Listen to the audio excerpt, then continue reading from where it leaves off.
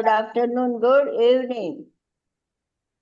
ગુજરાતી સાહિત્ય ફોરમની આજના 14/9/25 રવિવારના રોજ સાંજની સભામાં આજના વિદુષી વક્તા ડોક્ટર નિરંજના જોશી તેમનો પરિચય આપનાર મીરા ગોર મેવાડા તથા આભાર વ્યક્ત કરનાર number of the director Swati Desai સહિત હું આપ સૌનું હાર્દિક સ્વાગત કરું છું. ગુજરાતી સાહિત્ય ફોરમ વિશે જો હું આપને ટૂંકમાં કહું ને તો એ એક નોન પોલિટિકલ અને નોન રિલિજિયસ સંસ્થા છે. દુનિયાભરમાં 60 મિલિયન લોકો ગુજરાતી લોકો ફેલાયેલા છે અને આપ તો જાણો છો કે ગુજરાતીઓની વિશિષ્ટતા શું છે. એ જ્યાં જાય ને ત્યાં એનું બધું સાથે લઈને જાય. એનો પહેરવેશ, એની ખાણીપીણી, એના રીત રિવાજ, એના તહેવારો, એની બોલી બધું સાથે લઈને જાય. આવો ગુજરાતી જ્યાં જ્યાં વસે, ગુજરાતી જ્યાં ત્યાં સદાકાળ ગુજરાત. આવા ગુજરાતની આપણી જે ભાષા છે એને થોડો ગુણો લાગ્યો છે અને એને સાચવવાની જવાબદારી આ બધાની છે. તો આજે આ ગુજરાતી ભાષા જે ગુજરાતી સાહિત્ય ફોરમના જે કોઈ વક્તા આવે છે તેઓ વિષય કોઈ પણ પસંદ કરે પણ ગુજરાતીમાં બોલવાનું. અને તમે માનશો આજે 265મો એપિસોડ છે. આટલા એપિસોડ થયા એમાં લગભગ 260 વિષયો જુદા જુદા આવેલા છે. એમાં સ્થાપત્ય પણ આવી ગયું, પ્રવાસનો પણ આવી ગયા, વ્યક્તિ વિશેષ પણ આવી ગયા, પુસ્તક પરિચય પણ આવી ગયો, વાર્તા પઠન પણ આવી ગયું, કવિતા પઠન પણ આવી ગયું. શું નથી આવ્યું?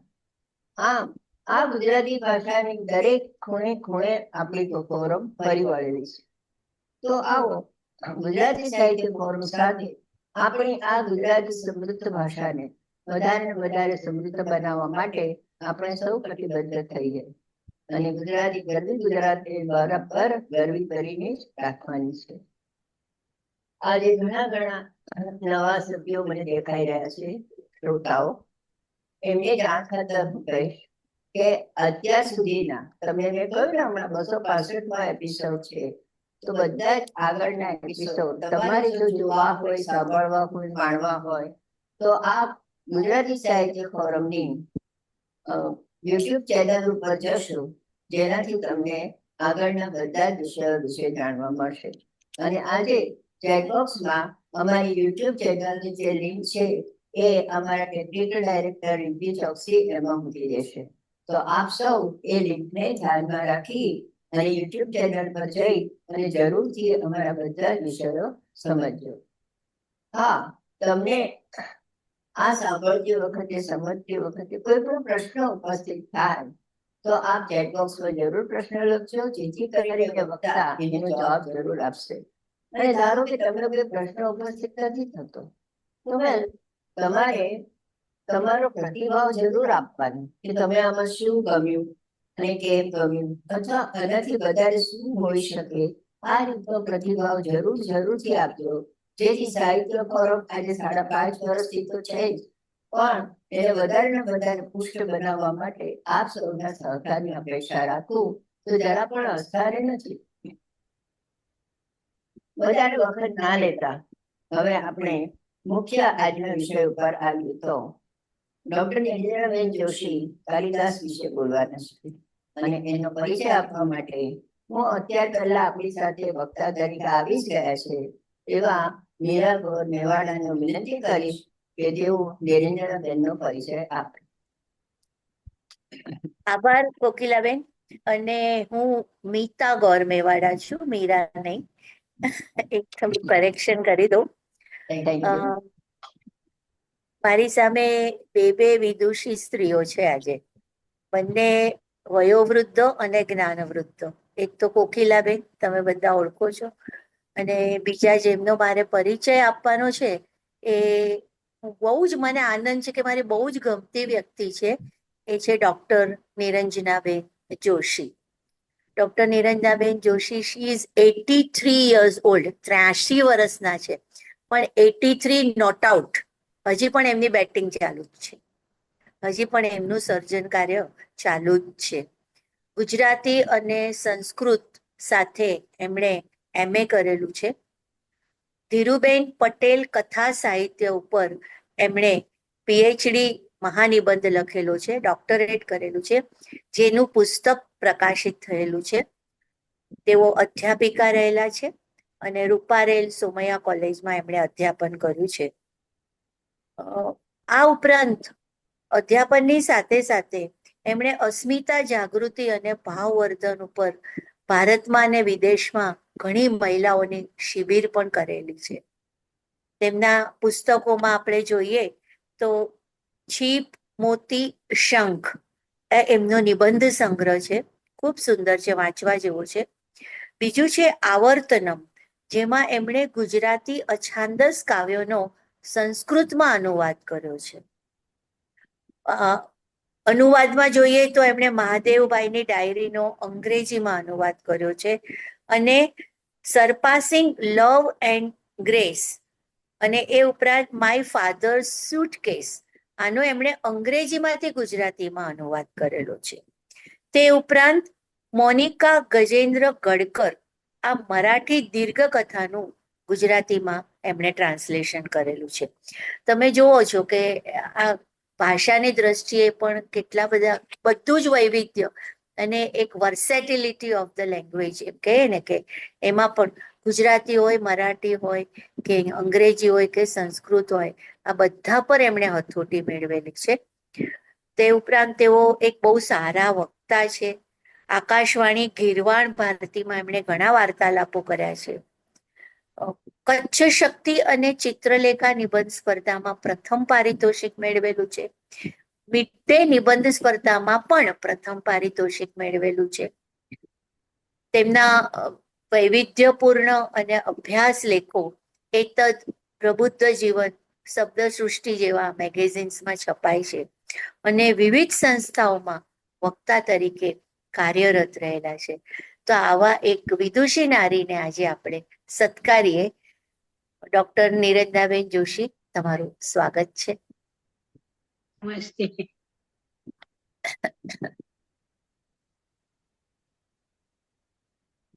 આપ શરૂ કરી શકો છો. નમસ્તે મીતા, તે બહુ લાંબો પરિચય આપ્યો, પણ જેટલું જાણતી હતી એટલું કહ્યું, બહુ સારું થયું.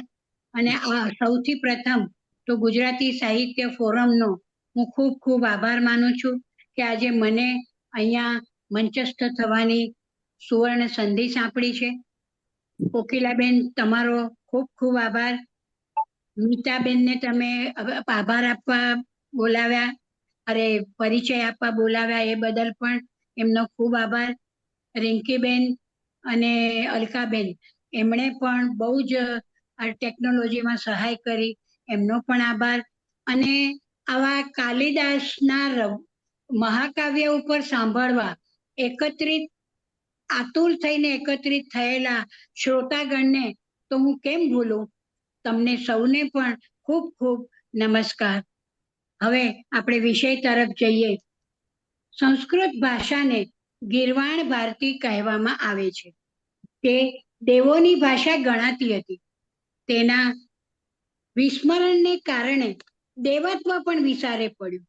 આ સંસ્કૃત ભાષા એટલી સમૃદ્ધ છે કે આજના કાળમાં કોમ્પ્યુટરને પણ તે ભાષા અત્યંત સાનુકૂળ લાગે છે. હાલમાં યુરોપીય દેશોમાં સંસ્કૃત ભાષા શીખનારની સંખ્યા દિન પ્રતિદિન વધતી જાય છે. આદિમ ગ્રંથ વેદો સંસ્કૃતમાં છે, તેથી તેમને શ્રુતિ કહેવાય છે.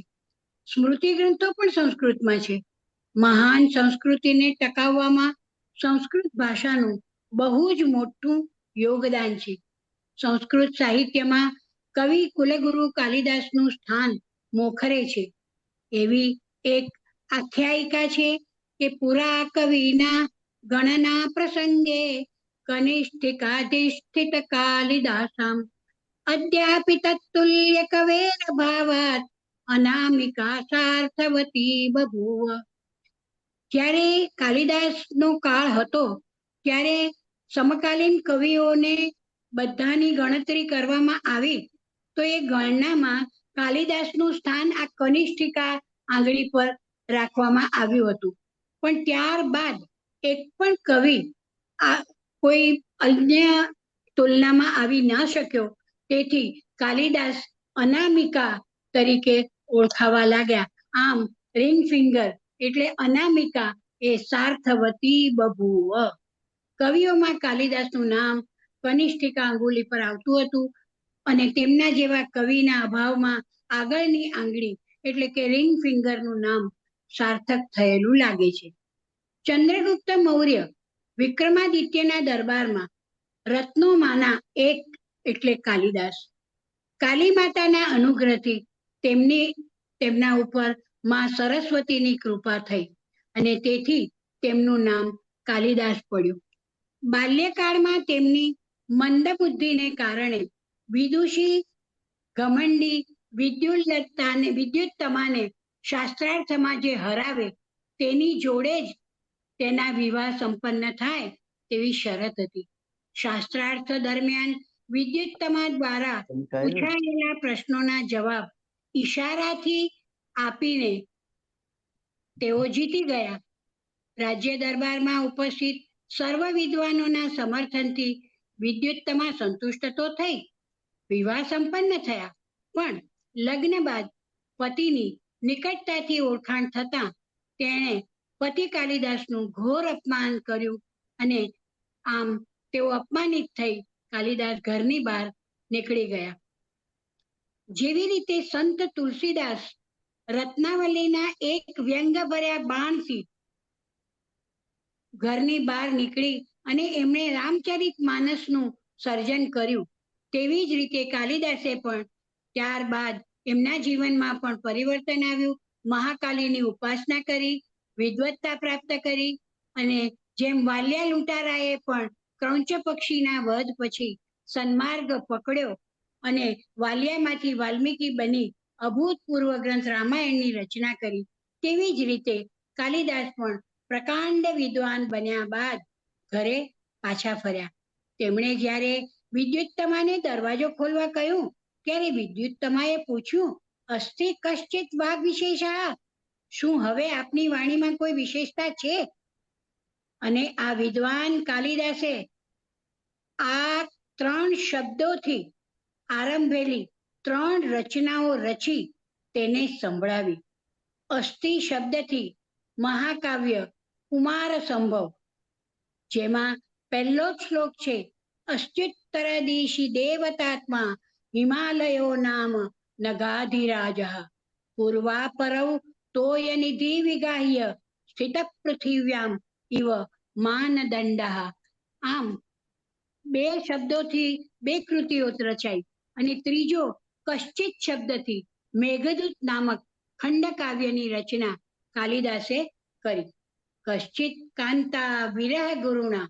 આમ વાગ વિશેષ શબ્દથી મહાકાવ્ય રઘુવંશની રચના કરી, જેનો પ્રથમ શ્લોક છે, વાગર્થાવિવ સંપૃક્તૌ વાગર્થ પ્રતિપત્તયે જગત પિતરૌ વંદે પાર્વતી પરમેશ્વરૌ. આમ પત્નીએ પરીક્ષા કરવા 3 અક્ષર પૂછ્યા, અસ્તિ કશ્ચિત વાગ વિશેષા. તો એ 3 શબ્દો પરથી અલગ અલગ પ્રકારની રચનાઓ તેમણે કરી અને સંભળાવી. હવે રઘુવંશના આરંભમાં જેમણે જે આ શ્લોક કયો છે, વાગર્થાવિવ સંપૃક્તૌ, એમાં વાણી અને અર્થની જેમ પ્રાપ્ત થયેલા જગતના માતા પિતા શિવ અને પાર્વતીની વાણી અને અર્થની પ્રાપ્તિ માટે વંદન કર્યા છે. આવા મંગલાચરણ કર્યા પછી શરૂ થતા રઘુવંશની ગણના મહાકાવ્ય તરીકે થાય છે. 19 સર્ગોમાં વિભાજિત આ કૃતિ કાલિદાસની ઉત્કૃષ્ટ રચનાઓમાં એક છે. અહીં કવિનો ઉદ્દેશ કાવ્ય વર્ણન છે. વંશાવલી વર્ણન નિમિત્ત માધ્યમ બન્યું છે. અહીં રઘુવંશીઓના ઉદાત્ત ચરિત્રો, પ્રજાવત્સલતા, શૌર્ય, ગોપાલન, દાનશીલતા આદિનું લોકોત્તર વર્ણન કરવામાં આવ્યું છે. કૃતિનો સૌથી મહાન સંદેશ છે, રાજા પ્રકૃતિ રંજનાત. શાસક તે જ કહેવાય જે પ્રજાના હૃદયને જીતી શકે. સંસ્કૃત વાङ्મયની આ કૃતિ આપણને ભારતના ગૌરવપૂર્ણ અતીત અને અભૂતપૂર્વ ભારતીય સંસ્કૃતિનું દર્શન કરાવે છે.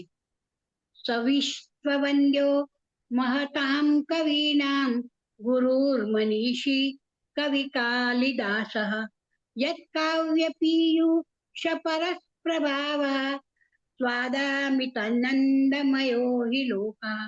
કવિની કમનીય કલમ કયા સહૃદય સાહિત્ય રસિકને રસ તરબોળ નથી કરતી. તેમણે સાહિત્ય સર્જન દ્વારા પદલાલિત્ય, રચના ચાતુર્ય, કલ્પના શક્તિ, પ્રકૃતિ વર્ણન, અલંકાર માધુર્ય એવં ચરિત્ર ચિત્રણ પ્રસ્તુત કરી સર્વ પાઠક, વાચક, શ્રોતાને મંત્રમુગ્ધ કરી દીધા છે. તેથી જ આદરણીય કવિ વિનોદ જોશી તો કહે, કાલિદાસથી અજાણ એ તો અધૂરો ભારતીય ગણાય. કાલિદાસની કોઈ પણ કૃતિ વાંચીએ તેમાં વિચાર ગાંભીર્ય, સાંસારિક અનુભવ સુક્તિ રૂપે પ્રગટ થયા સિવાય રહેતો નથી અને તે સુક્તિઓ શાશ્વત કાળ સુધી માર્ગદર્શક બની રહે છે. કહેવાય છે, ઉપમા કાલિદાસસ્ય ભારવેરર્થ ગૌરવમ દંડિના પદલાલિત્યમ માઘે સંતિ ત્રયો ગુણા. આ દંડી, ભારવી, દંડી અને માઘ આ કાલિદાસના સમકાલીન કવિઓ હતા અને બધા જ કવિઓમાં એક એક વિશિષ્ટતા હતી. પણ છતાં આ વિધાન સત્ય હોવા છતાં માત્ર કાલિદાસ જ આટલા વર્ષો પછી પણ લોકોના હૃદયમાં શાશ્વત સ્થાન ધરાવે છે. આ સ્થાન માત્ર સાહિત્ય પ્રેમીઓમાં જ નહીં, પણ ચિત્રકલા, શિલ્પ વગેરે આજના લોકશાહીના વિજ્ઞાન અને ટેકનિકલ યુગમાં પણ કાલિદાસ વિસારે પડ્યા નથી. તેથી આજે પણ આપણે તેમના સાહિત્યમાં વિચાર વિહાર કરીએ તો સંસ્કૃતિની સમૃદ્ધિનો તો પરિચય થવાનો જ છે. પણ કહ્યું છે ને કે સોનાને ક્યાંથી લાગે કાટ, એમ સુવર્ણ તેજ ધરાવતા સંસ્કૃત સાહિત્યને કદી કાટ લાગવાનો નથી. માત્ર આવા અભૂતપૂર્વ ગીરવાણ ભારતી દૈવી વાણીનો વિસ્મરણ કરનારની સ્મૃતિને કદાચ કાટ લાગી શકે. કાલિદાસે માનવ હૃદયના સૂક્ષ્માતિ સૂક્ષ્મ ભાવોનું નિરીક્ષણ કર્યું છે. તેઓ અંતર બાહ્ય બંને જગતના નિરીક્ષક છે. તેમને રસ સમ્રાટ કહેવામાં પણ અતિશયોક્તિ નહીં ગણાય. શૃંગાર, કરુણ, હાસ્યરસમાં તેમનું અદ્વિતીય સ્થાન છે. તેમની પ્રત્યેક કૃતિમાંથી વિવિધ રસોની છોડો ઉડતી અનુભવી શકાય. તેમના કાવ્યોમાં અલંકારોનો પ્રયોગ પણ સવિશેષ જોવા મળે છે. હવે આવા લબ્ધ પ્રતિષ્ઠક કવિની 19 સર્ગ ધરાવતી આ રઘુવંશ નામની કૃતિનું મંથન કરવા ખરું પૂછો તો ઓછામાં ઓછા આખી કૃતિનું મંથન કરવા ઓછામાં ઓછા 19 દિવસ જોઈએ. પણ આપણે 60 જ મિનિટમાં એક જ કૃતિ વિશે પરિચય કેળવવો હોય તો આખા 19 સર્ગમાંથી એકાદ સર્ગનું સવિશેષ મંથન કરીએ તો પણ તેમની સમગ્ર કૃતિઓ વિશે વાંચવાની ઉત્સુકતાનો જન્મ તો જરૂર જ થાય. વિશ્વામિત્ર ઋષિએ રામરક્ષા સ્તોત્રનું સર્જન કર્યું છે. તો તેમણે તેમાં રામ માટે જે પર્યાયો વાપર્યા છે તે છે રઘુનાથ, રાઘવ, રઘુત્તમ, રઘુવર, રઘુકુલ તિલક, રઘુનંદન, રઘુવંશનાથ. આ બધા રામ માટેના પર્યાયો તેમણે પ્રયોજ્યા છે. અર્થ રામના ચરિત્રમાં રઘુ કેટલા સમાવિષ્ટ છે તેની પ્રતીતિ આના ઉપરથી થાય છે. કૃતિના આરંભમાં તેમણે મંગલાચરણ રૂપે લખેલ શ્લોક વાંચતા જ તેમની વિનમ્રતા જણાઈ આવે છે. તેમની પાસે આટલો વાણીનો વૈભવ હોવા છતાં તેઓ કેટલી નમ્રતાથી કહે છે, સ્વર્ય પ્રભવો વંશઃ ક્વચાલ્પ વિષયામતિઃ તિતીર્ષુ દુષ્તરમ મોહાત ઉડુપે નાસ્મિ સાગરમ. વૈવસ્વત મનુના સૂર્યવંશ તરીકે ઓળખવામાં આવે છે. તો આવા સૂર્યોત્પન્ન તેજસ્વી વંશ જેમાં રઘુ અને રામ જેવા પરાક્રમીઓ ઉત્પન્ન થયા, તે વંશ ક્યાં અને ક્યાં મારા જેવો સ્વલ્પ બુદ્ધિવાળો કે જે નાનું હોડકું લઈ અગાધ સાગરને પાર કરવાનો હું મોહ કરી રહ્યો છું. વામન થઈ મંદક કવિ યશપ્રાર્થી એવો હું હાથ ઊંચા કરી ફળ તોડવા પ્રયત્ન તો કરું છું. આટલી નમ્રતા બતાવ્યા પછી પણ તરત જ સમાધાન મેળવી યશ પોતાના પૂર્વસૂરીઓને આપે છે. વાલ્મીકીના રામાયણમાંથી પ્રેરણા લઈ કૃતિનો આરંભ કરે છે. પછી રામની 5 પેઢી દિલીપ, રઘુ, અજ, દશરથ, રામનું વર્ણન કરતા પહેલા કવિ કાલિદાસે સર્વ રઘુવંશીઓની જીવનશૈલી કેવી હતી, લાઈફસ્ટાઈલ કેવી રીતે એ લોકો બધા જ રાજાઓ, રઘુવંશી રાજાઓ કેવી રીતે જીવતા હતા તેનું વર્ણન 16 શબ્દ સમૂહમાં કર્યું છે. તે જ માત્ર વાંચીએ ને તો પણ સંપૂર્ણ ભારતીય સંસ્કૃતિ આપણી સમક્ષ તાદૃશ થઈ જાય. પહેલો જ શબ્દ સમૂહ છે રઘુણામ અન્વયામ વક્ષ્યે, કઈ એટલે રઘુવંશીઓનો વંશ હું કહી રહ્યો છું. એ જોઈને એમણે કહ્યું છે કે કેવા હતા રઘુવંશી રાજાઓ. સોહમા જન્મ શુદ્ધાનામ, રઘુવંશી રાજાઓ આ જીવન પવિત્ર હતા. આ ફલોદય કર્મણામ, લીધેલું કામ પૂરું કરે એવા તેઓ દ્રઢ નિશ્ચયી હતા. આ સમુદ્ર ક્ષિતિશાનામ, માત્ર ધરા પર જ નહીં સમુદ્રને પેલે પાર સુધી તેમનું સામ્રાજ્ય વિસ્તર્યું હતું.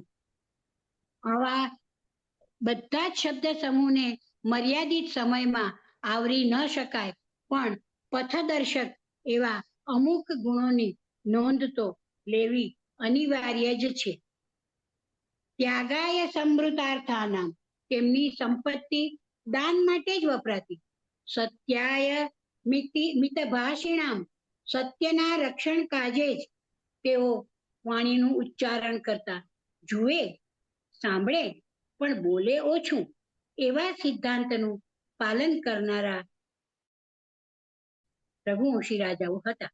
શૈશવે વ્યસ્ત વિદ્યાનામ, બાલ્યકાળમાં વિદ્યા પ્રાપ્તિ જ માત્ર લક્ષ્ય. હવે આ આખા રઘુવંશી રાજાઓનું જીવનશૈલી છે. આના ઉપરથી આપણને કલ્પના આવશે કે બાલ્યાવસ્થામાં કંઈ ડાયવર્સન જ નહોતું. ટીવી ને મોબાઈલ તો જવા જ દો, પણ બીજું કંઈ જ નહીં. શૈશવે વ્યસ્ત વિદ્યાનામ, વિદ્યામાં જ પોતાનું સર્વસ્વ લક્ષ્ય રહેતું. યૌવને વિષય વૈશિણામ, અને યુવાનીમાં ગૃહ સંસાર કરો. સંસારમાં નરસિંહ મહેતાએ કહ્યું ને, સંસારમાં સરતો રહે પણ મન ન મારી પાસ. એવું એ લોકોએ યૌવને વિષય ઐશિણામ, યુવાનીમાં વિષયોપભોગ અને વૃદ્ધાવસ્થામાં વાનપ્રસ્થ રહી તપોમય જીવન અને ઈશ સ્મરણમાં પ્રયાણ.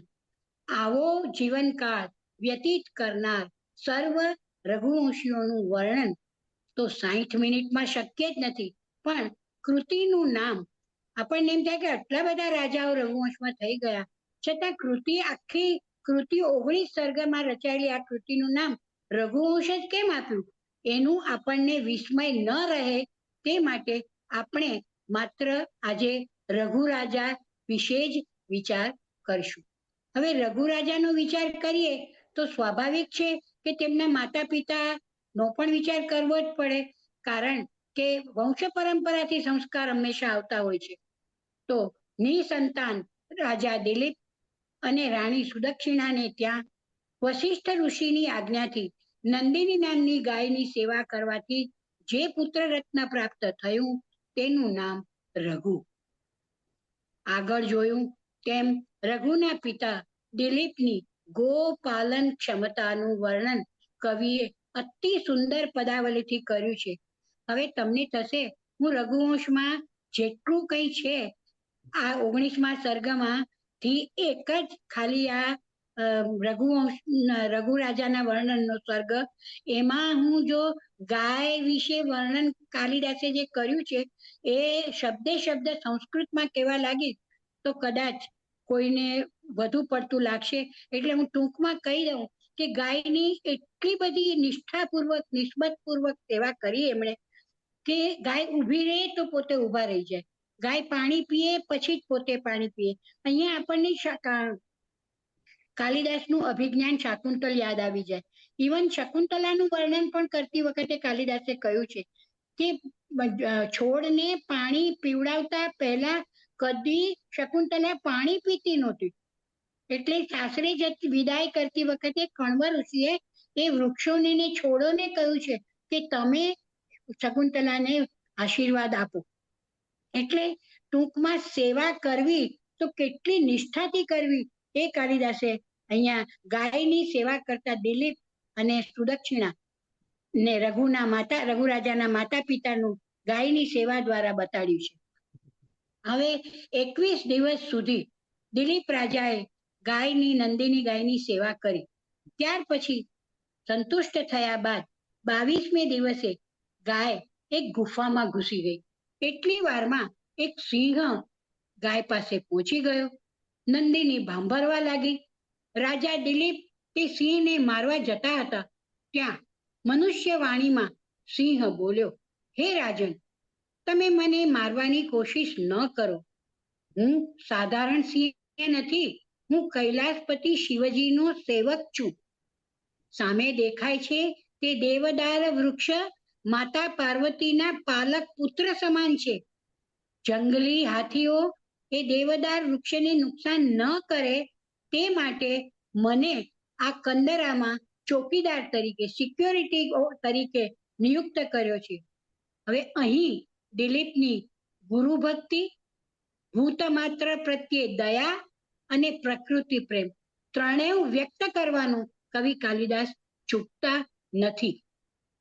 માન્ય સમે સ્થાવર જંગમાના સર્ગ સ્થિતિ પ્રત્યાહાર હેતુ ગુરોર પાદમ ધનમાહિતાગ્ને નશ્યત પરસ્તાત અનપેક્ષણીયમ. દિલીપ રાજા કહે છે કે જળ, સિંહને કહે છે, જળ ચેતન બધાના જન્મદાતા, પાલક, પોષક, સંહારક એવા શિવજીનું હું બહુ સન્માન કરું છું. તો પણ અગ્નિહોત્રી ગુરુના આ ગોધનને મારી નજર સામે નષ્ટ તો થવા હું નહીં જ દઉં. તો તું મને જ ખાઈ ને તારી ક્ષુધા તૃપ્તિ કર અને વશિષ્ઠની આ ગાયને તું છોડી દે. સિંહ અને દિલીપ વચ્ચે ખૂબ તર્કશુદ્ધ દલીલો થાય છે. છેલ્લે દિલીપ રાજા સિંહને જે વચન કહે છે તે અવતરણક્ષમ અને શાશ્વત બની ગયા છે. તેમણે કહ્યું છે, શતાત કીલ જાયતે ઇતિ ઉદગ્ર ક્ષત્રસ્ય શબ્દો ભુવનેષુ રૂઢા. ક્ષત્રિય શબ્દ કેવી રીતે જન્મ્યો છે? શતાત ત્રાયતે ઇતિ ક્ષત્રિય. તો ક્ષત્રિય શબ્દનો અર્થ જ એ થાય છે કે અન્યને નષ્ટ થતા જે બચાવે તેનું નામ ક્ષત્રિય. આવા નિષ્ઠાવાન ગુરુ ભક્ત દિલીપને ત્યાં જ્યારે રઘુનો જન્મ થયો ત્યારે કવિ લખે છે, અરિષ્ટ સૈયામ પરિતો વિસારિણા સુજન્મસ્તસ્ય નિજેન તેજસા નિશીથ દોષા સહસા તત્પિયો બભૂવ રાલેખ્ય સમર્પિતૈવ. હું શા માટે વચ્ચે વચ્ચે કાલિદાસના લખેલા સંસ્કૃત શ્લોકો ભૂલમાં નથી બોલતી, પ્રયત્નપૂર્વક બોલું છું, જાણી જોઈને બોલું છું, સહેતુક બોલું છું કે જેથી સંસ્કૃત ભાષા આપણને કાલિદાસે વાપરેલી આપણા કાન પર પડે અને જોડે એનો અર્થ તો હું કહેતી જ જાઉં છું. ચારે બાજુએ નવજાત શિશુનું રઘુ જન્મ્યા કે બાળક જન્મે ત્યારે જુઓ, કવિની કલ્પના જુઓ, ચારે બાજુએ નવજાત શિશુનું તેજ એવું તો ફેલાઈ ગયું હતું કે મધરાતે ઘરમાંના દીવાઓનો પ્રકાશ પણ એકાએક ઝાંખો થઈ ગયો. તે બધા દીવાઓ જાણે નિર્જીવ ચિત્રો જેવા લાગવા લાગ્યા. માતા પિતાએ પુત્રનું નામ રઘુ એટલે રાખ્યું કે તે સર્વ શાસ્ત્રો અને શસ્ત્રોમાં નિપુણ બને. વિદ્વાન ક્ષત્રિય પુરવાર થાય. રવિ ધાતુમાંથી બનતો આ રઘુ શબ્દનો અર્થ થાય છે આગળ વધવું, વિકસવું. કવિ કેટલું સુંદર લખે છે. નામકરણ બી જુઓ, કોઈ પણ નામ રાખવાથી એના ગુણ આવી નથી જતા, પણ અહીંયા ગુણધારક એવું નામ રાખ્યું છે. કવિ લખે છે કે જેમ પ્રજાપતિ બ્રહ્મા વિષ્ણુના પ્રગટ થવાથી સમજી ગયા હતા કે હવે સૃષ્ટિ અમર બની ગઈ, કારણ 10 અવતાર લઈ તેમણે ધરાનું રક્ષણ સંચાલક બનીને કર્યું. તે જ પ્રમાણે મર્યાદા પાલક દિલીપે પણ સમજી લીધું કે રઘુને કારણે હવે અમારો સૂર્યવંશ સ્થાયી બની જશે. ભારતીય સંસ્કૃતિમાં જણાવ્યા મુજબ 16 સંસ્કારો રઘુ રાજાએ વિધિવત મેળવ્યા અને વિધિવત સંસ્કારો પ્રમાણે જ વયાનુસાર અન્નપ્રાશન, ચૂડાકર્મ, યજ્ઞોપવિત વગેરે સંસ્કાર થયા. ઉપનયન સંસ્કાર પછી, જનોઈ આપ્યા પછી, યજ્ઞોપવિત સંસ્કાર પછી ગુરુ જ્ઞાન પણ મેળવવા રઘુ રાજા મોખરે રહ્યા.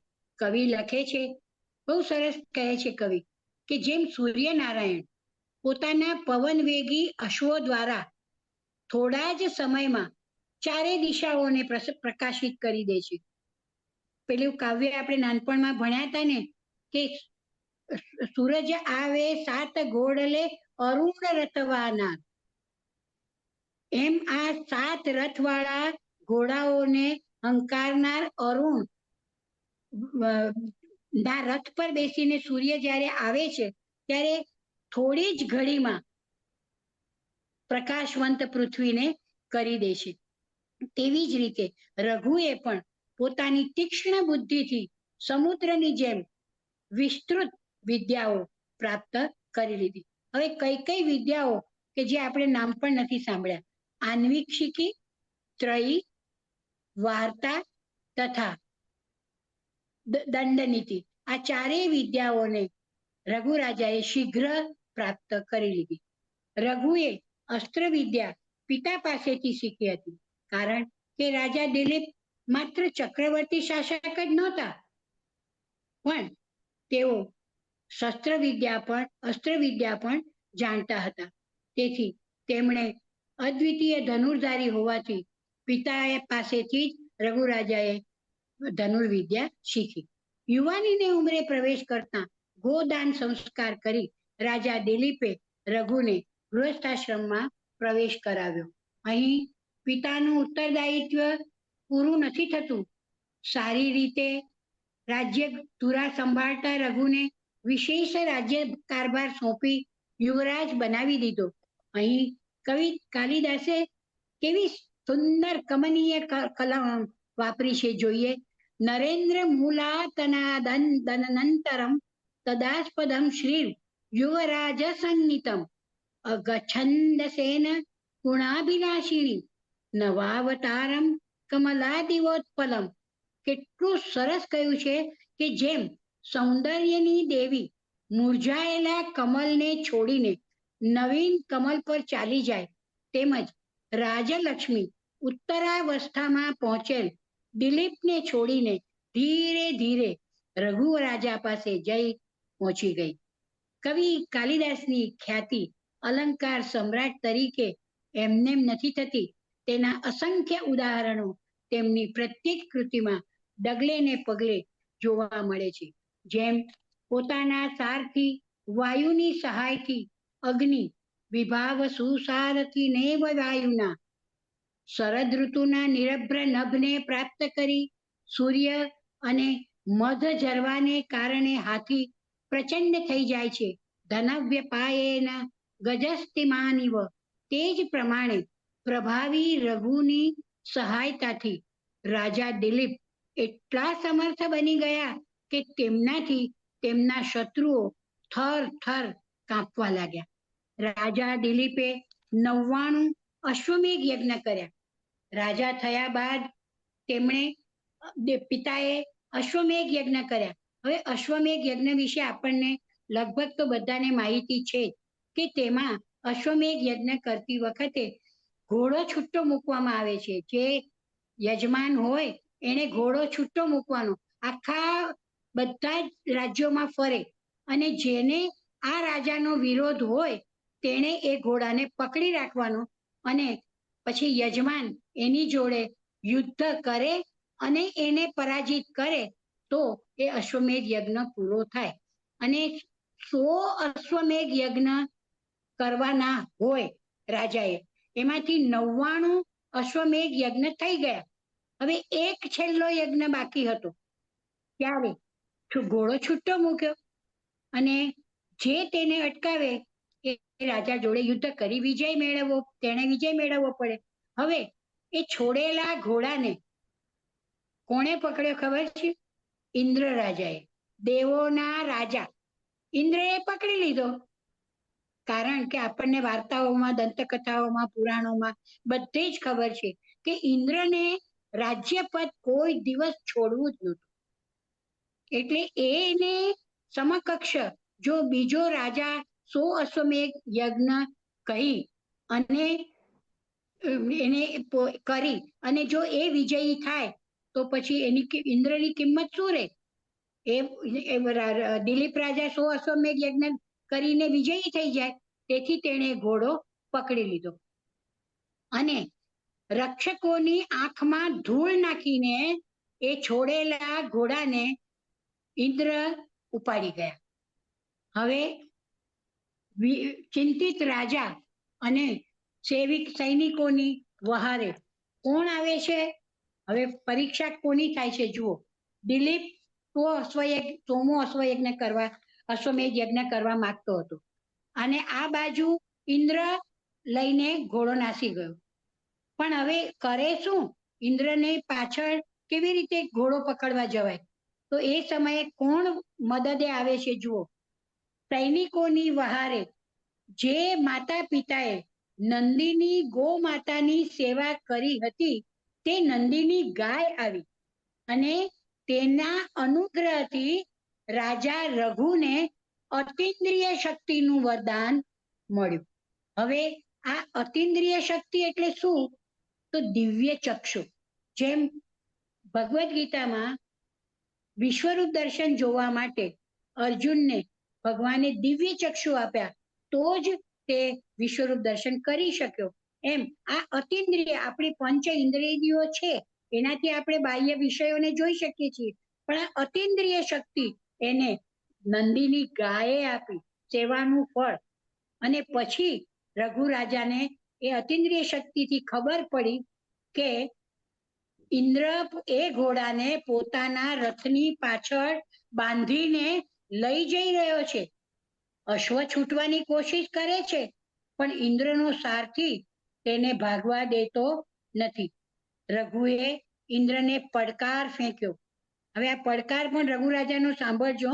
માટે આપણે રઘુવંશનો અભ્યાસ આજે કરીએ છીએ.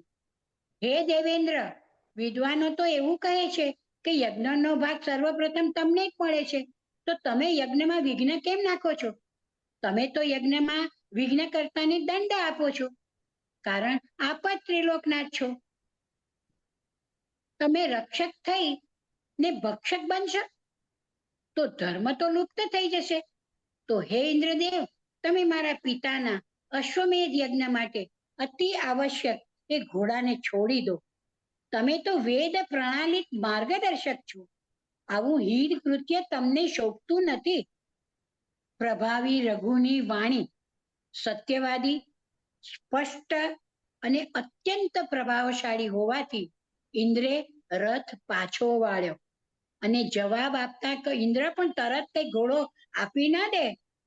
સત્તાનો પીપાસુ એણે જવાબ આપતા કહ્યું, હે રાજકુમાર, તારું વચન તો યથાર્થ છે, પણ અમારા યશસ્વીઓનું એ પણ તો કર્તવ્ય છે કે જે પોતાની જોડે સ્પર્ધામાં ઉતરે તેનાથી પોતાની યશગાથાનું રક્ષણ કરવું જોઈએ.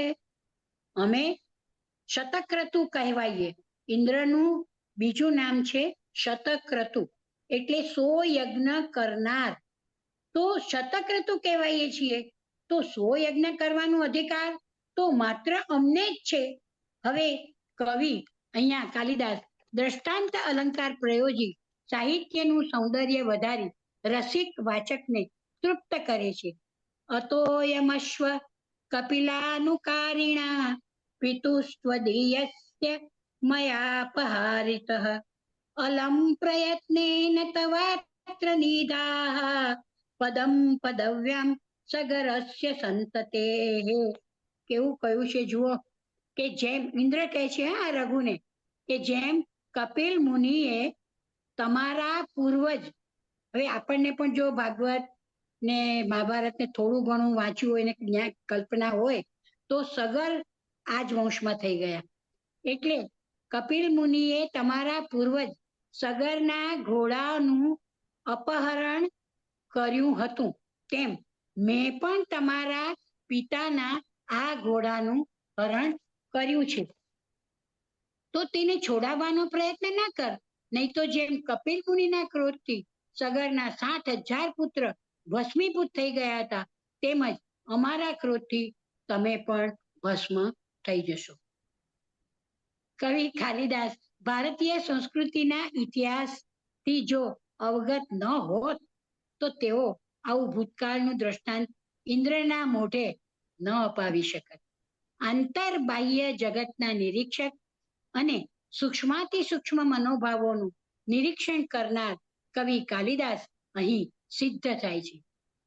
હવે ઇન્દ્ર અને રઘુ વચ્ચેના તુમુલ યુદ્ધમાં રઘુની વીરતા જોઈ ઇન્દ્ર બોલી ઉઠે છે, હું તારી વીરતા પર પ્રસન્ન છું. જુઓ હા, ઇન્દ્ર રઘુને વીરતાના વખાણ કરે છે કે હું તારી વીરતા પર પ્રસન્ન છું. આ ઘોડા સિવાય તને અન્ય કંઈ પણ મારી પાસેથી જોઈતું હોય તો તું માગી શકે છે.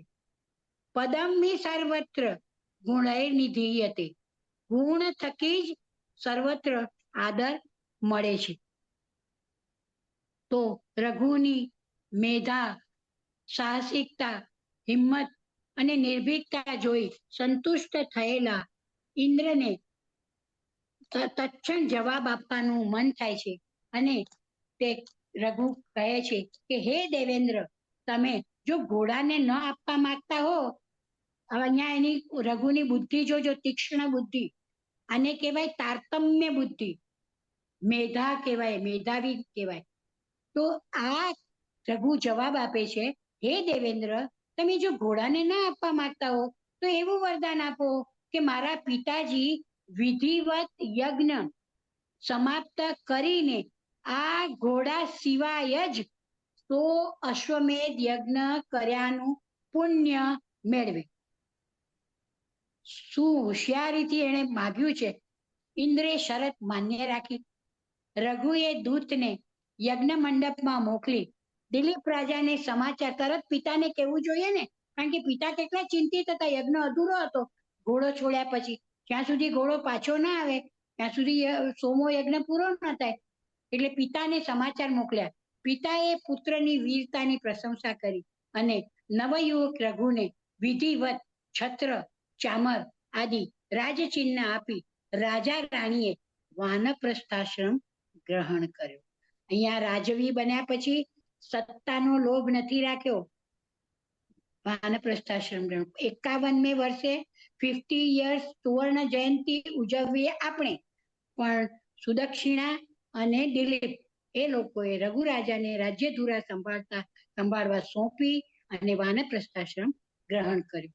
રઘુ રાજા બન્યા બાદ કવિ લખે છે, યથા પ્રહલાદના ચંદ્ર, જેમ ચંદ્ર બધાને આનંદ આપીને, સૂર્ય બધાને ઉર્જા, ઉષ્મા, તાપ આપીને પોતાનું નામ સાર્થક, તપન અને ચંદ્ર આહ્લાદક એવું નામ સાર્થક કરે છે, સૂર્ય અને ચંદ્ર બંને.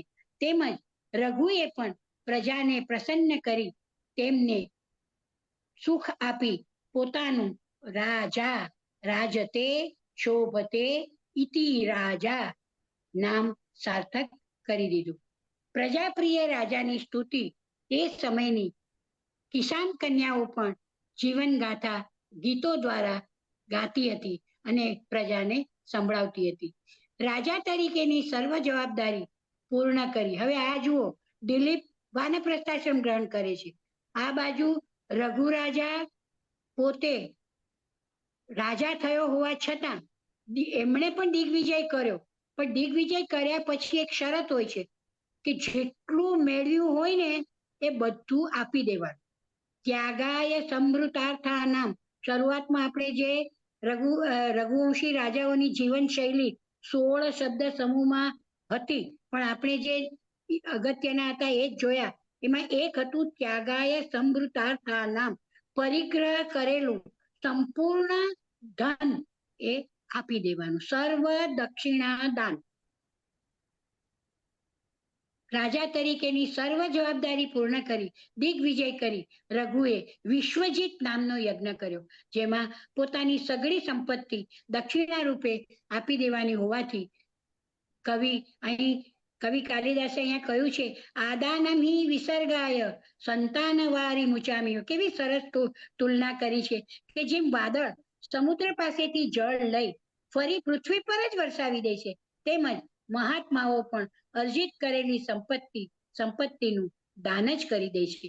અહીં આપણે આરંભમાં પેલું ત્યાગાય સમૃતાર્થા નામ જોયું હતું, તે ફરી સાબિત થાય છે.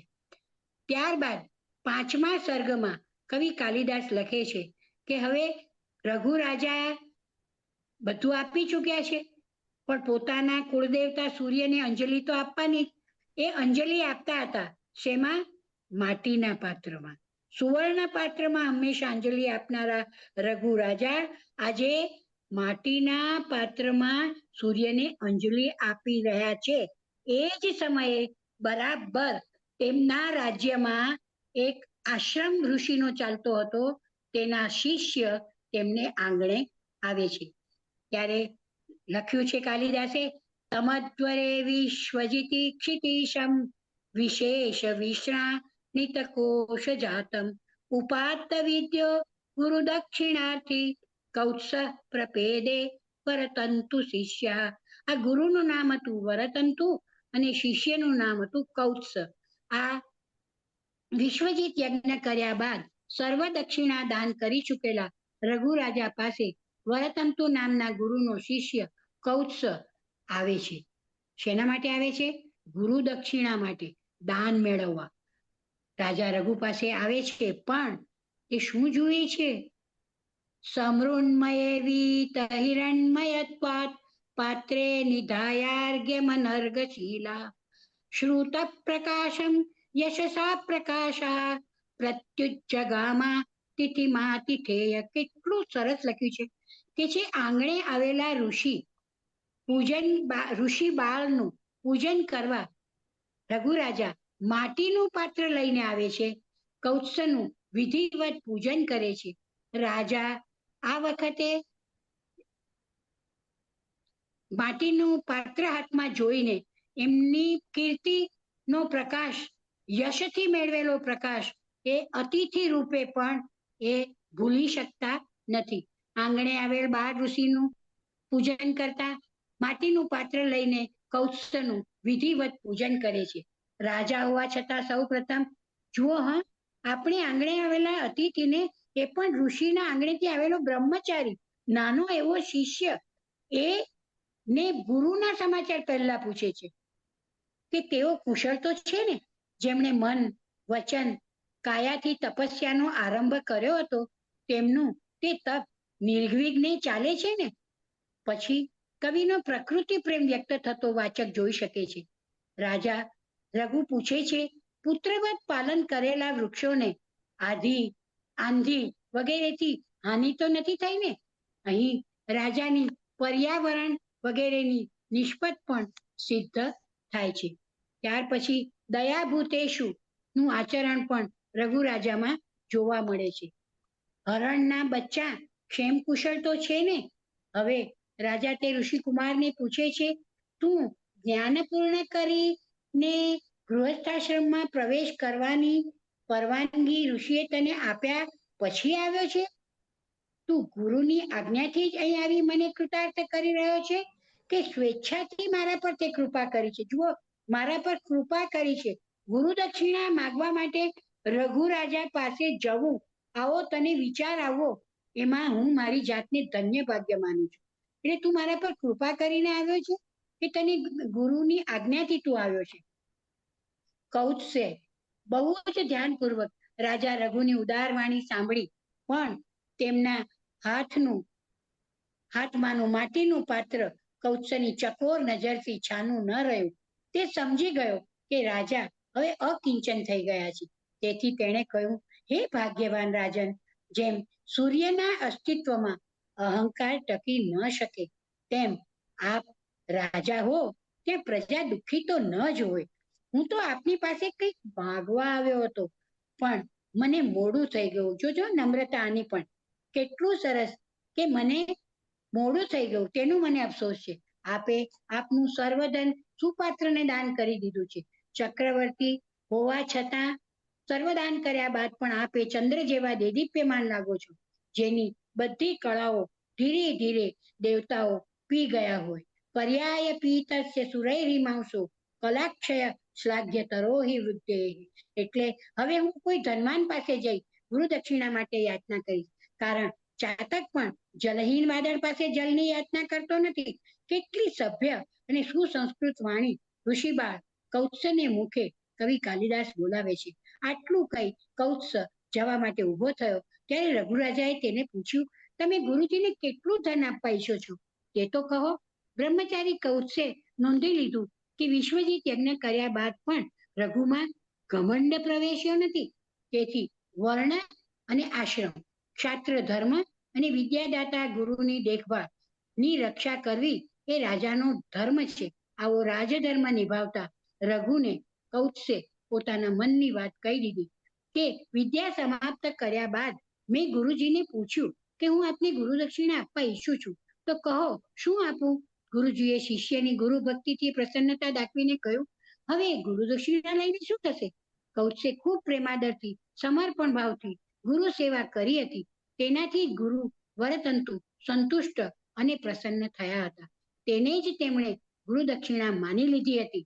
પણ વારંવાર કૌત્સના આગ્રહને વશ થઈ ગુરુ વ્યંગમાં આવી તેની પરિસ્થિતિ જાણીને બોલ્યા, મેં તને 14 વિદ્યા ભણાવી છે, તો તું મને 14 કરોડ સુવર્ણ મુદ્રા લાવી આપ. કૌત્સ કહે છે, હું રઘુરાજાને કહે છે કે હું આપણા હાથમાંના પૂજા માટેના માટીના પાત્રને જોઈને સમજી ગયો કે તમારી પાસે રાજા શબ્દ સિવાય કશું જ બચ્યું નથી. મને મારી ગુરુ દક્ષિણા પણ બહુ જ મોટી લાગે છે, એટલે મારું મન જ નથી માનતું કે હું આપની પાસે કંઈ માંગુ. આ સાંભળી રઘુરાજા એટલો સરસ ઉત્તર આપે છે કે એ તો મારે સંસ્કૃતમાં જ કહેવો પડશે. ગુર્વર્થમર્થી શ્રુતપાર દૃશ્વા રઘો સકાશાત અનવાપ્ય કામમ ગતો વદાન્યાંતરમિત્યયમ મે મા ભૂત પરિવા દનવાવતારઃ. આપ જેવા વેદ પાઠી બ્રાહ્મણ ગુરુ દક્ષિણા માટે અમારી પાસે આવે અને અહીંથી નિરાશ થઈને પાછા ફરે અને અન્યના દ્વાર ખટખટાવે એ તો શક્ય જ નથી. તેથી તમે મારી યજ્ઞશાળામાં ચાલો, 2-3 દિવસ રહો, ત્યાં સુધીમાં હું આપની ગુરુ દક્ષિણાનો કંઈક પ્રબંધ કરું છું. જુઓ આ રાજા. આ સાંભળી કૌત્સ બહુ જ પ્રસન્ન થયો. તેણે સત્યવાદી રઘુની વાત માન્ય રાખી.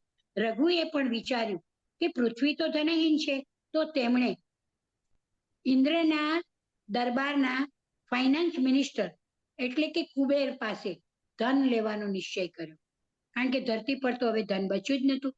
રઘુરાજા અસ્ત્ર શસ્ત્રથી જેવા કુબેર પર ચડાઈ કરી ધન ગ્રહણ કરવા માટે જવા તૈયાર થાય છે, ત્યાં તો અનુચરોએ આવીને કહ્યું કે આજે રાત્રે કોષમાં બહુ જ મોટી સુવર્ણ મુદ્રાની વર્ષા થઈ છે.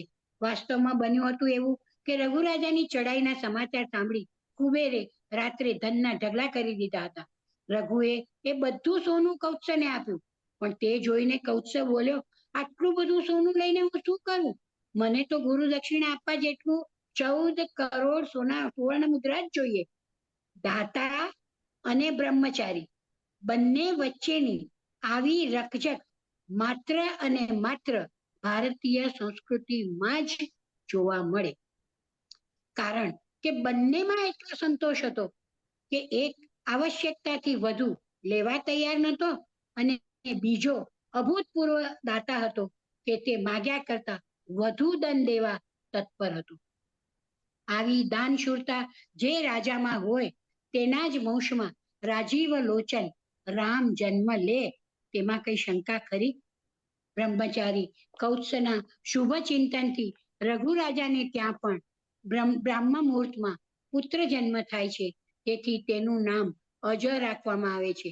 આમ અજ પુત્ર દશરથ અને દશરથ નંદન રામ વિશે આપણે સૌ વિદિત છીએ. એટલે માત્ર આ કૃતિ જેના નામકરણ પામી તે જ ચરિત્રનું આજે આપણે મંથન, મનન અને ચરવણ કર્યું. શારદા દેવીની ઉપાસનાથી કલમ કૃપા પામનાર કવિ કુલગુરુ કાલિદાસની કલમે રઘુ રાજાને તો આપણે જાણ્યા. રઘુ રાજાએ વંશ પરંપરાને જાળવી અને જીવી જાણી. જન્મ આપનાર જનકની ગુરુ ભક્તિ, ગોપાલ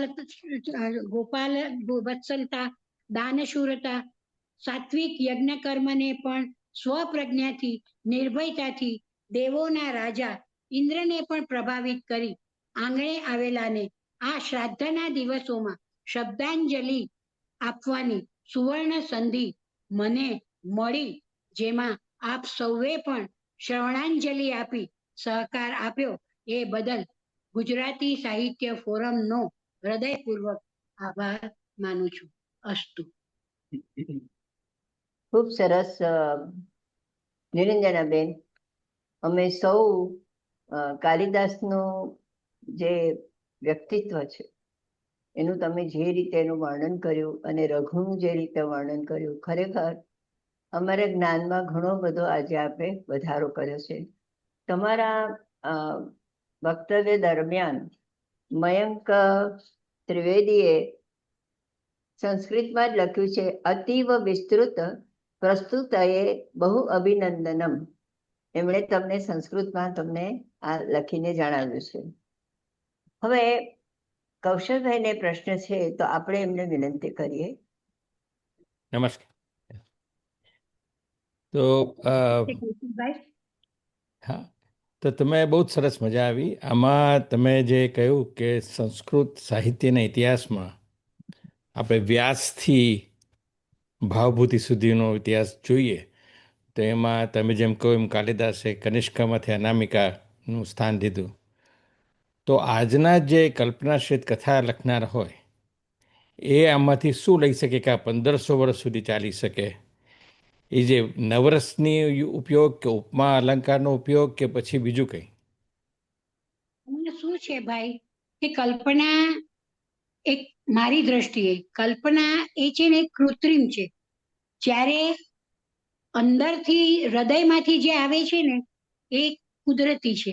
એટલે કલ્પનાશીલ લેખકો, સર્જકોને આપણે સન્માન આપીએ જરૂર, પણ જોડે જોડે આજે જે બધી સમસ્યાઓ જે છે ને, પર્યાવરણની સમસ્યા છે કે પછી શિક્ષણ ક્ષેત્રમાં સમસ્યા છે કે પછી રાજ્ય શાસન વ્યવસ્થામાં સમસ્યા છે, આ બધી સમસ્યાઓનો ઉકેલ આપણા સંસ્કૃત સાહિત્યમાં આવા અદ્ભુતપૂર્વ સર્જકો પાસે છે.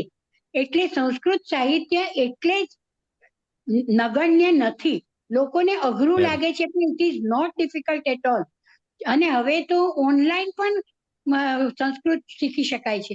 બીજું કોમ્પ્યુટરનું પણ સંસ્કૃત ભાષા કેટલી અનુકૂળ લાગે છે.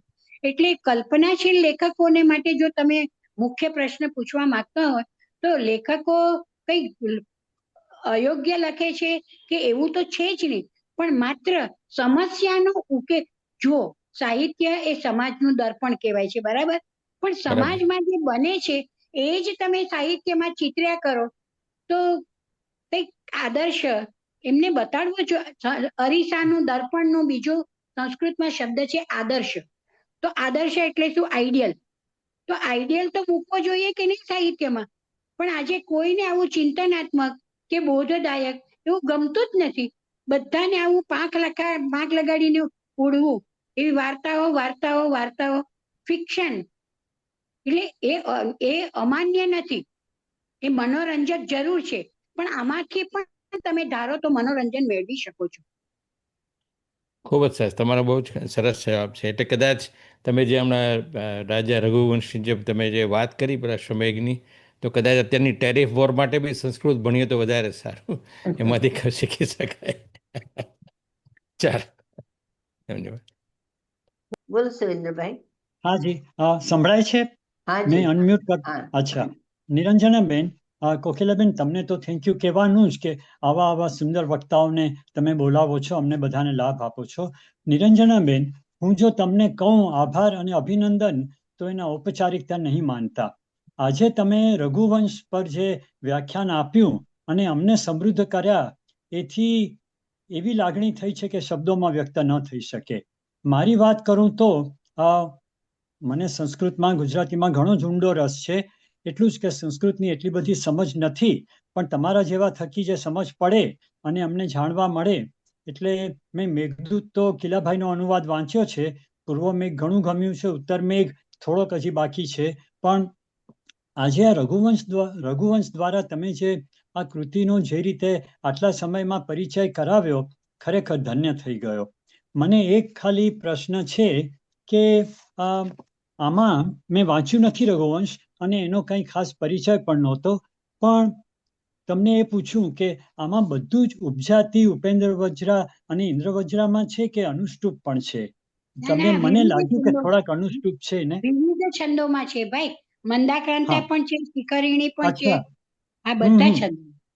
અચ્છા, તો અનલાઇક ઇન મેઘદૂત આખું જેમ મંદાક્રાંતામાં છે એવી રીતે આમાં નથી ને, એક જ છંદમાં? કારણ કે મેં સાંભળ્યું કે અનુષ્ટુપ મેં સાંભળ્યું, અને આપણે ઉપજાતિ પણ એના જ સરખા વૃત્તો પણ સાંભળ્યા. તો અચ્છા, તો ઘણા બધા છંદો છે એમ. હલો. હાજી. હા, અને આપણે કુમાર સંભવમાં શું છે? મારી જાણ ખાતર પૂછું, કયા કુમાર છંદો છે કે સંભવ છે કયો? ને, એમાં શિવ, પાર્વતી અને કુમાર હાજી. એટલે કાર્તિકેય. હા, હા. કાર્તિકેયના જન્મની કથા છે. હાજી. સદાનંદ કાર્તિકેય. એ હા, હા. નેક્સ્ટ ટાઈમ જો ચાન્સ આપશે ને તો જી આપણે હા. કુમાર સંભવ લેશું. હાજી, અને એમાં કયો છંદ છે અથવા કયા છંદો છે કુમાર સંભવમાં? કુમાર સંભવમાં કાલિદાસ છે ને, છંદ, જી. અલંકાર, હમ. વ્યાકરણ એ બધાના તો આમ બોલો જ હા, નહીં, તમે જ્ઞાતા. સમ્રાટ જ કહીએ જી, તો ચાલે.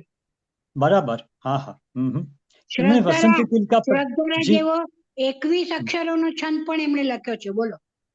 કયો છંદ? શ્રદ્ધરા. શ્રદ્ધરા. હા, હા, એ શ્રદ્ધરા. કાંતે કાંતે વસંત વિજયમાં એક ઠેકાણે પ્રયોજ્યો છે. હા, સારું. બસ મારે એ જ હતું, અને ફરીથી તમારા જ્ઞાનનો લાભ મળે અમને અરે એટલું ઈચ્છું જ્ઞાન છું. કઈ અને નથી ભાઈ. નિરંજનાબેન, એ તમારી નમ્રતા જે છે. છે તે ગમતાનો જી. કરીએ ગુલાલ.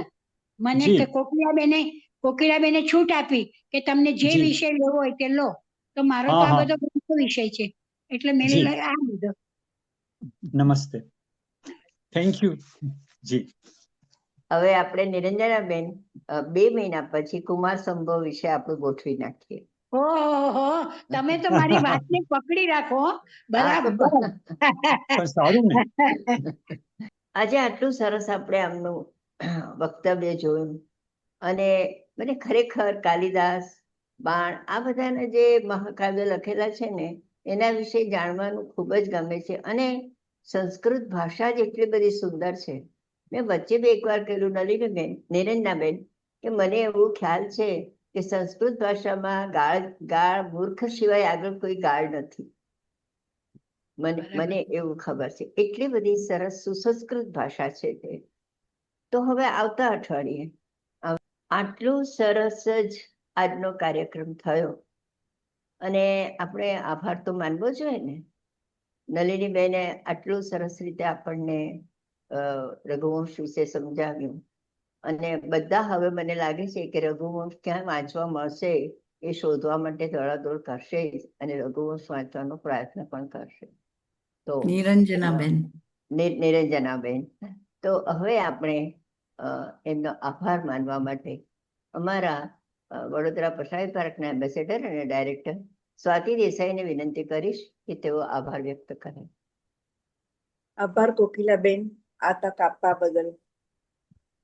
સૌ પ્રથમ તો આભાર વ્યક્ત કરવા માટે મારી પાસે શબ્દો તો નથી, એ તો બરાબર જ છે. પણ આપના વ્યક્તિત્વ સામે હું બહુ વામણી છું, કારણ કે આપનું વિદુષી તરીકેનો જે મીતાબેને પરિચય આપ્યો એના કરતા તો આપ ઘણા ક્યાંય આગળ છે, અને એનું તેજ અમે સૌ જોઈ રહ્યા છે કે આપ જ્યારે સંસ્કૃતના શ્લોકો બોલતા હતા અને રઘુવંશના જે કાલિદાસે લખેલા, ને ત્યારબાદ એનું તમે અમને જે એનું વિસ્તારપૂર્વક એની સમજણ આપી, એ તો ખરેખર કોઈ અજ્ઞાની હોય ને તો એને પણ સમજ પડે એવું તમારું વ્યક્તિત્વ રહ્યું. એટલે મીતાબેનનો તો ખાસ મારે એટલે આભાર માનવા રહ્યો કે આપના જેવા વિદુષીનો અમને ગુજરાત સાહિત્ય ના મંચ પર આપનો પરિચય કરાવ્યો. કે મીતાબેન, ફરીવાર આપનો ખૂબ ખૂબ આભાર.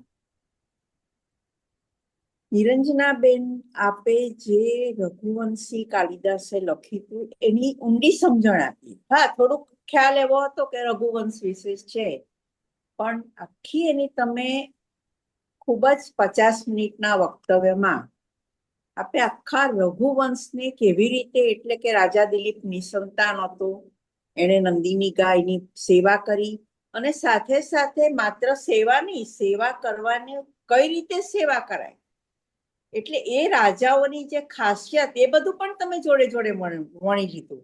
અને એ ખાસિયતની સાથે એ વખતના રાજાઓ કેવા એનો ચિતાર આપ્યો કે લોકો માટે, પ્રજા માટે, પ્રજા વત્સલ હતા, કેટલા એમના પોતાના જે સત્યપાલનના વચન, અસ્ત્ર વિદ્યા એ તો બધું હતું જ, પણ પ્રજા માટે સત્યપાલન, સાચા રક્ષણ કરતા, પ્રજા પાલન હતા, એ બધું આપણે ખૂબ જ સંસ્કૃતના શ્લોકો દ્વારા અમને વિસ્તૃત માહિતી આપી. અને રઘુવંશી વિશે જે જાણવા મળ્યું એ તો ખરેખર આજે અમારા જ્ઞાનમાં ખૂબ જ વધારો થયો. અને ત્યાર પછી રઘુનો જન્મ, અશ્વમેઘ યજ્ઞ, અશ્વમેઘના બારામાં પણ ઇન્દ્રએ ઘોડો ચોર્યો, એટલે તમે એટલી બધું અમને બહુ સ્ટેપ વાઇઝ ગયા તમે. એટલે એવું નહીં કે અમને બધું આમ માથા પર બિલકુલ ના સમજ પડી. હા, સંસ્કૃત ભાષાનું એટલું જ્ઞાન છે નહીં મને, છતાં પણ ઘણું આપના વક્તવ્ય દ્વારા સમજ પડી. અને ખરેખર સંસ્કૃત ભાષા, મને આજે બહુ અફસોસ થાય છે કે મેં બહુ જ ગુજરાતી ભાષા માટે લખું બી ખરી, એ ખરું, પણ કેમ મેં આટલું બધું દુર્લક્ષ સેવ્યું, એવું મને આજે મને પોતાની જાત પ્રત્યે પણ થોડો એવો તિરસ્કાર આવ્યો.